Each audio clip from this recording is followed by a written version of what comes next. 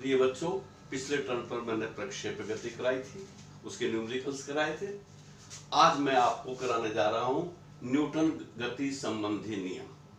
ये चैप्टर नया है। इसमें न्यूटन एक बार बस में जा रहे थे तो जाते जाते अचानक ड्राइवर ने ब्रेक मारी तो न्यूटन साहब भी आगे जाके गिरे और उसके साथ दो चार यात्री और भी आगे जाकर एकदम से गिर पड़े। तो उनके दिमाग में बात आई भी आगे जाकर क्यों गिरे। तो हो बहुत सोचने के बाद उन्होंने जो दिमाग में आई उससे तीन नियम प्रदान किए।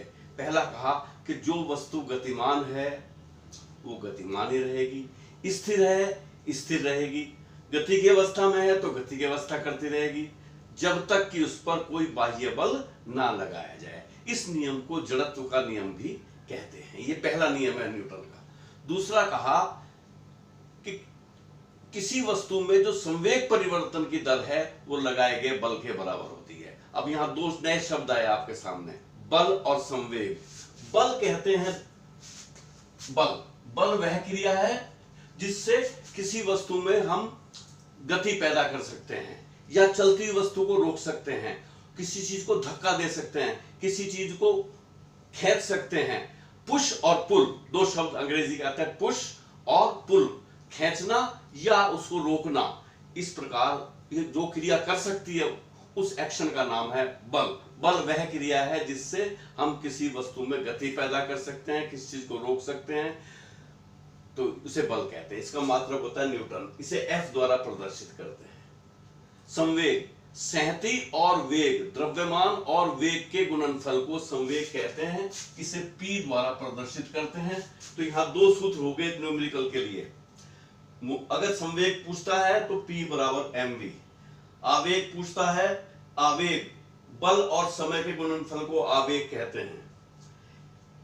ये न्यूटन का द्वितीय नियम था, उसके अनुसार सूत्र निकला। ये हाई स्कूल में पढ़ चुके हैं। F इजिकल टू m में F माने बल, m माने द्रव्यमान, a माने त्वरण। अगर कोई वस्तु गति की अवस्था में या रुकी अवस्था में है तो एक बात कही उन्होंने कि संवेग परिवर्तन, कुल संवेग सदैव नियत रहता है, टक्कर से पहले भी टक्कर के बाद भी। इसे कहते हैं संवेग संरक्षण का नियम। क्या है संवेग संरक्षण नियम? कि किसी भी निकाय का कुल संवेग सदैव नियत रहता है, टकराने से पहले और टकराने के बाद हर समय उसका कुल संवेग नियत ही बना रहता है। इसे कहते हैं। इसके आधारित ये न्यूमेरिकल सूत्र है जिस पर हम न्यूमेरिकल्स कर सकते हैं। m1 u1 plus m2 u2। m1 माने द्रव्यमान, पहली वस्तु, u1 माने प्रारंभिक वेग, m2 माने दूसरी वस्तु का प्रारंभिक वेग u2, दूसरी पहली वस्तु का बाद में वेग टकराने के बाद v1, टकराने के बाद दूसरी का वस्तु का v2। ये सूत्र पे काम होता है। जिन न्यूमेरिकल्स में कहीं रस्सी दिखाई जाए, कहीं रस्सी बंधी हुई हो, तो हमेशा भार के कारण वो खिंचती है रस्सी और उसमें एक तनाव पैदा होता है, उसे कहते हैं T। तो इसलिए ये जो सूत्र है F बराबर m में, तो रस्सी वाले सूत्रों में ये सूत्र इस तरह लगेगा F माइनस T बराबर m में। अब आपको किसा माइनस में क्यों लगाया, प्लस में क्यों नहीं लगाया? दो बल काम कर रहे। तनाव हमेशा विपरीत दिशा में काम करता है, क्योंकि न्यूटन का तीसरा नियम है प्रत्येक क्रिया की विपरीत दिशा में प्रतिक्रिया अवश्य होती है। भार नीचे को रस्सी खींच रहा है तो तनाव कहाँ लगेगा? ऊपर की दिशा में। तो जब रस्सी भार नीचे काम कर रहा है, तनाव ऊपर काम करेगा। तो ऐसे न्यूमेरिकल्स में इस प्रकार ये तनाव जरूर दिखाएं, इसका भी महत्व है और इसको भी निकालना बहुत जरूरी है। तो न्यूमेरिकल कैसे करते हैं? ये 5 सूत्र हैं।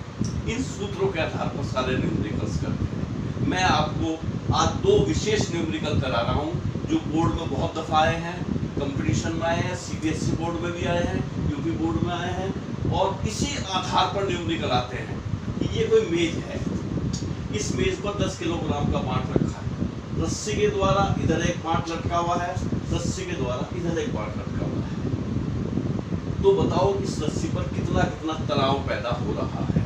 यदि ये 2 किलोग्राम का है, ये 4 का, ये 10 किलोग्राम का। तो बहुत ही आसान है।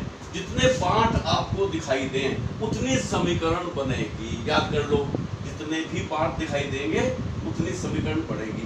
अब आप बताओ, इधर ये भारी वजन है 4 किलोग्राम, ये 2 किलोग्राम, ये चिकना तल है, मेज का ऊपर चिकना है, बहुत चिकनाई है, तो ये सरक जाता है इधर उधर।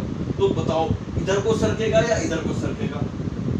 सही बोल रहे हैं, जिधर भारी होगा उधर सरकेगा, तो इसलिए ये इस तरफ को चल पड़ेगा और इधर से ऊपर उठेगा।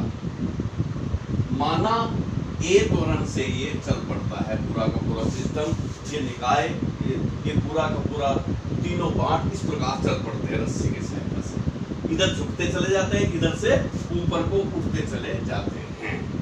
तो यहाँ 3 पार्ट हैं, तो इन तीनों पार्टों के लिए 3 समीकरण होंगी, M1 के कारण, M2 के कारण, M3 के कारण। पहले इसके कारण देखिए, भार इसका नीचे काम कर रहा है, भार कहते हैं mg को, बताया आपको, तो जा रहा है ऊपर को, तो बल ऊपर ज्यादा है नीचे कम है, तो ये समीकरण ऐसे, तो बल कितना लगा? बल लगा T1 माइनस M1g। अब ये सूत्र ये आ गया, तो T1 माइनस M1g बराबर बताया था फोर्स बराबर m है, तो ये F नफी T, तो यहाँ से ये इक्वेशन नंबर 1 आ जाएगी। तो यहाँ पर लगाया, इधर को चल रही है, तो ये पहले दिया जाएगा। T1 या अपोजिट डायरेक्शन में भार काम कर रहा है, तो T1 minus M1g is equal to M1a, द्रव्यमान गुना त्वरण। अब आ जाओ इस पार्ट के लिए, ये जो M2 पार्ट है, ये वाला दूसरे वाला, इसमें इधर को खींच रहा है, ये इधर को चल रहा है, इसलिए ये पहले लिया जाएगा। T2 नफी T1, इसमें 2 तनाव काम कर, एक रस्सी कारण, एक इसकी डायरेक्शन ये है, इसकी डायरेक्शन ये है, तो T2 ये माइनस में लेंगे, minus T1 is equal to M2a। ऐसे तीसरे कारण लीजिए, इसके कारण, तो ये नीचे को जा रहा है, इसका मतलब इधर ज्यादा है भार, तो भार पहले लेंगे इसमें, M2g, M3g, M3h का नाम, M3g माइनस T2 बराबर M3e, ये समीकरण नंबर 2 समीकरण। इस प्रकार किसी भी न्यूमेरिकल में आप 3 समीकरण बनाएंगे, इन्हें आपस में हल करेंगे मैथमेटिक्स के द्वारा, वैल्यू पुट अप करेंगे, आंसर आ जाएंगे आपके पास। चौथा काम ये करना है, 3 समीकरण के पश्चात इनको जोड़ने पर लिखना पड़ेगा, यहाँ जोड़ने पर जोड़ेंगे, ये जोड़ेंगे तो ये प्लस का ये माइनस का कट जाएंगे आपस में, ये प्लस का ये माइनस का कट जाएंगे, ये बचा M3g माइनस M1g बराबर एक कॉमन ले लिया, M1 plus M2 plus M3। तो यहाँ से M1 का मान है क्या? 2 प्लस 10 प्लस M3 का मान कितना है? 4। तो ये आ गया 16A। ठीक, यहाँ G कॉमन आ जाएगा, M3 माइनस M1। तो G का वैल्यू मान लीजिए, सपोज करो 10 है, G माने गुरुत्वीय त्वरण का मान 10 है। M3 का मान कितना है जी? 4 माइनस M1 माने 2 बराबर 16A। तो A बराबर आ गया 20 हो गया, ये हल करके 20/16 मीटर प्रति सेकंड स्क्वायर। ये आपका आंसर आ गया त्वरण का। तो त्वरण इस प्रकार से निकालते हैं। अब आप कहोगे जी आप T1 कैसे निकालें? तो समीकरण 1 से T1 निकाल सकते हैं, समीकरण 1 से। फिर दोबारा लिखो T1 माइनस M1G बराबर M1A। मान रख दो चीज का, T1 माइनस M1 है 2 किलोग्राम गुना 10 बराबर 2 गुना A का वैल्यू निकाल लिया आपने 20/16। तो T1 बराबर आ गया 40/16। तो ये हो गया, ये प्लस का हो गया 20। तो एलसीएम ले लिया 16, 40 जमा 320। तो हल करके आया 360/16। देखो कैसा है, एलसीएम 16 आ गया, 40 जमा 16 320 जोड़ के 16 से डिवाइड डिवाइड करके ये आंसर आ जाएगा। 16 दूनी 32, 4 16 बचे, 16 दूनी 32, 4 16 दूनी 32 और बच गया 8 16 50, तो 22.5 न्यूटन का बल बनेगा, तनाव बल बनेगा T1।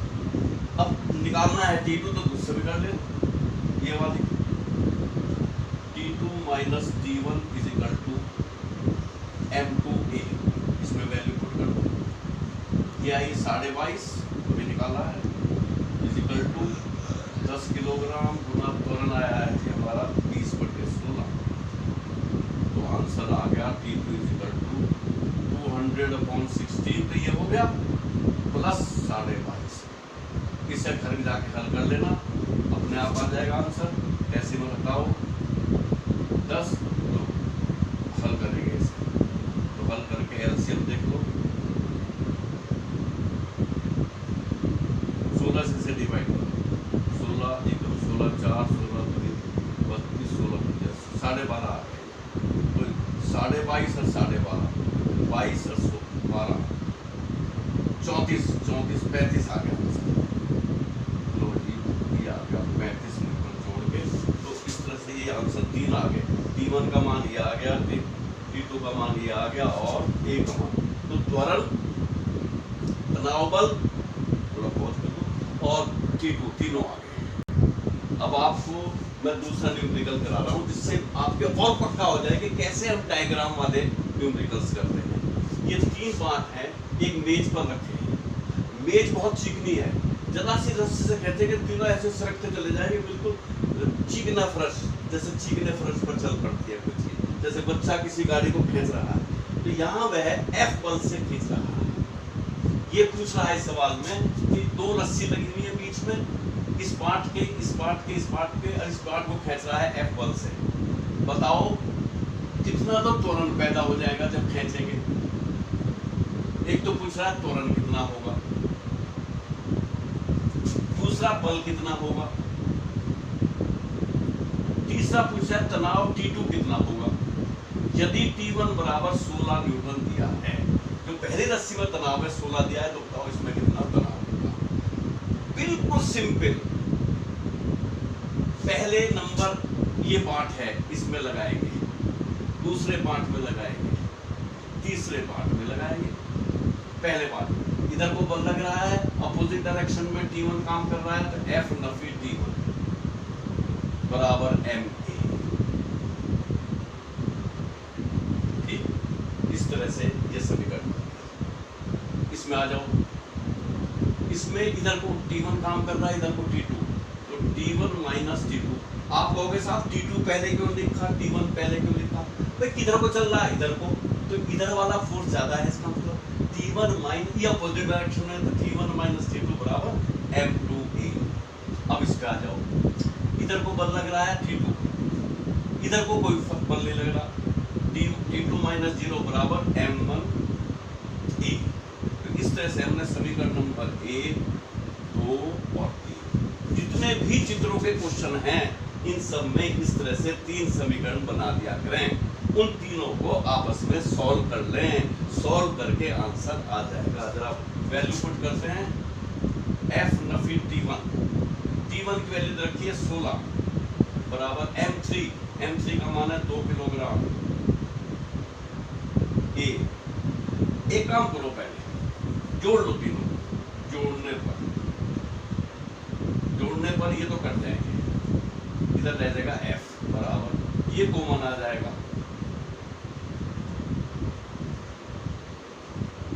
तो F बराबर आ गया A इंटू M1 है कितना, तो 10 kilogram plus 6 kilogram plus 2 kilogram, ये आ गया 18। समीकरण नंबर 4। अब ये जो समीकरण नंबर 1 है, इससे हम F का मान ज्ञात कर सकते हैं। करो, F नफी T1 दे रखा है 16 बराबर M3 है 2 किलोग्राम गुना, अब ये की वैल्यू नहीं पता, अच्छा ऐसा करें,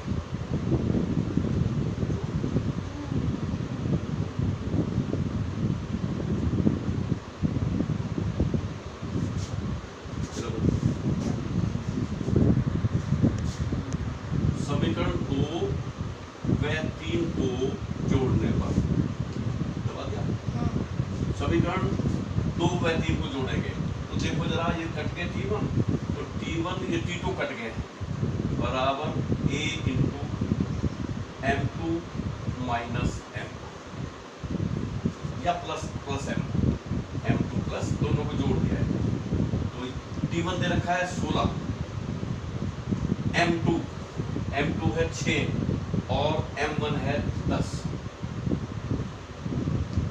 तो A बराबर आ गया 1 मीटर प्रति सेकंड स्क्वायर। कैसे आया भाई, यहाँ 6 किलोग्राम है, ये M1 है 10 किलोग्राम, तो ये 16 हो गया, 16 ये दे रखा किया था।